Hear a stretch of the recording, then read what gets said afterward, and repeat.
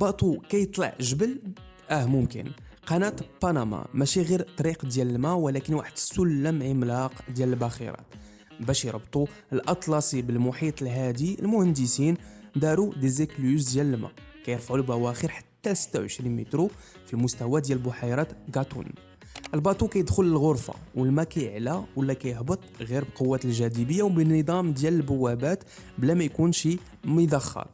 كل اكلوز كيتسد كيتعمر ولا كيتفرغ، والباخره كدوز للمرحله اللي بعدها، ومرات كيتجروا حتى بترانات كهربائيه صغيره. الرحله كامله من المحيط الاطلسي الى المحيط الهادي كدوز في 8 سوايع بين هاد جوج محيطات. انجاز هندسي بدا من 1914 وما زال خدام، ولكن بين الضغط الميكانيكي والحدود ديال السعه والضغط ديال اللوجيستيك العالمي حتى لفين نقدروا نطلعوا الباطو.